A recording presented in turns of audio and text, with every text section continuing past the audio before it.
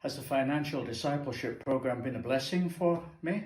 Well, yes, it has. It actually started about 35 years ago when I was in business, CEO of a chemical company, and I discovered the program, which is called at the time Business by the Book, teaching us to apply biblical principles to our business life. That helped me a lot. And then at home, yes, my wife and I translated a course on how to navigate your finances God's way into Dutch. We live in Holland.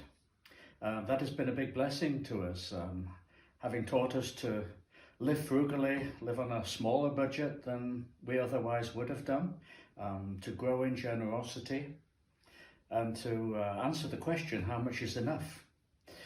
And for this past 35 years, I've been teaching this around the world, really, visiting many countries, teaching this program of financial discipleship.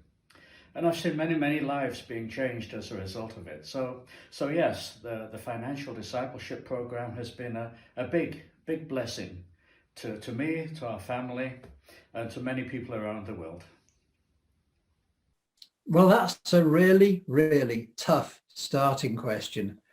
I guess the first thing is that I've learned in life the blessing of being served, helped, encouraged, taught by others.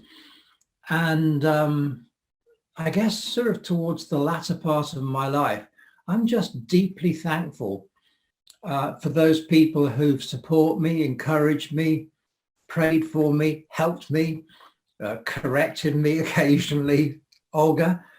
And along this journey, I've learned about handling money. And truthfully, it really all started with the fact that I was brought up just by my mother. Dad had absented himself when I was 2.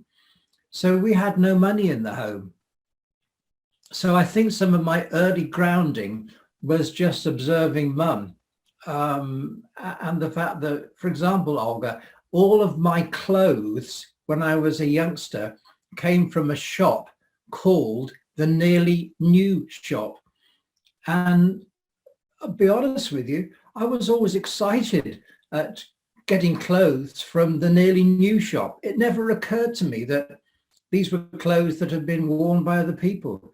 So I think, the movement of financial discipleship, it for me has been an evolution from childhood with adjustments along the way through my experience of managing a salary, then having a family, debts and responsibilities. And then truthfully, only in the last 15 years have I really got to understand what the Bible has to say.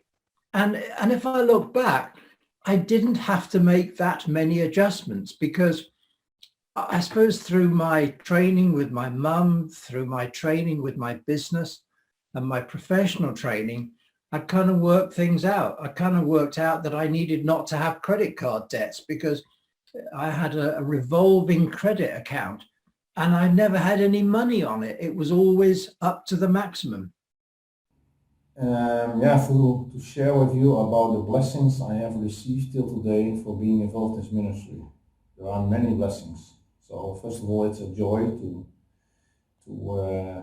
walk every day with friends in this area and to learn from one another and to be involved in this whole ministry.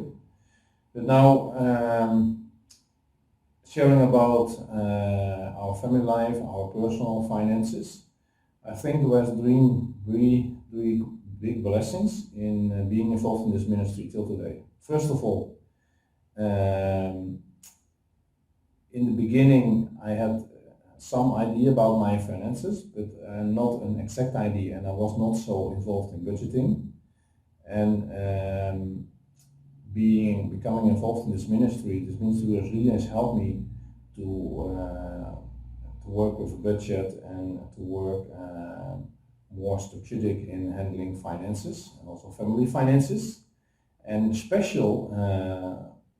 try to answer the question what is enough, and to think from this new paradigm instead of always thinking you never have enough or you have to save more. That is really a blessing for me. Secondly,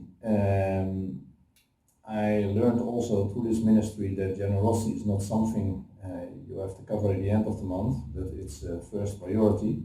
So this ministry has helped me to think about this, to pray about this, and to set new priority and a kind of policy for this. That's the second blessing.